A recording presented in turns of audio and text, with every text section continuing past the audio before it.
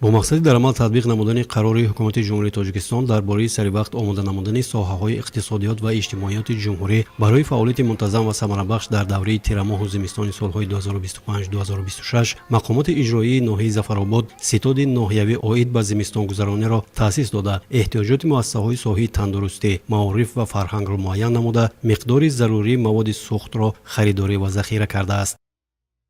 کودکستان رقم 2 پرستو در ناحیه ظفرآباد از 6 گروه عبارت شده 204 نفر تربیه گیرنده فراگیری میکنند. ما برای که پرثمر گذراندن زمستان 2025 و 26 آماده شدگی در هر یک گروه ما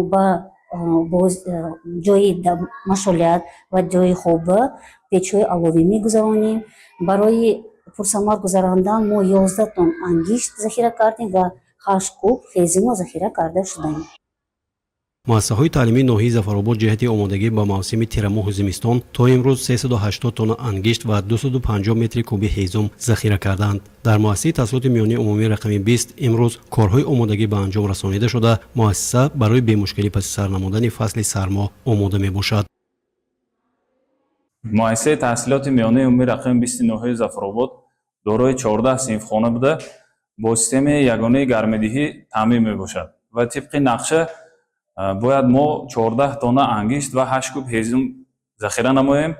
و مؤسسه پوره با زمستان و تیر ماه 2025-26 آماده میباشد.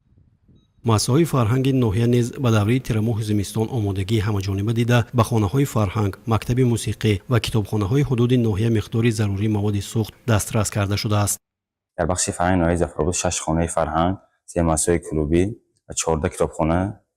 عمل میکند که برای در سطح ضروری برگزار نمودن دوره زمستان سال 2025-26 بخش فرهنگ آماده می باشد با 8 تن انگشت سنگ و 12 متر کوبی هیزم خشک آماده شده است و قصر فرهنگ ناحیه ظفرآباد طرز زمستان گذرانی با طریق الکترون می باشد که در قصر فرهنگ 11 عدد کندیسنر و پیچگاه برقی موجود می باشد.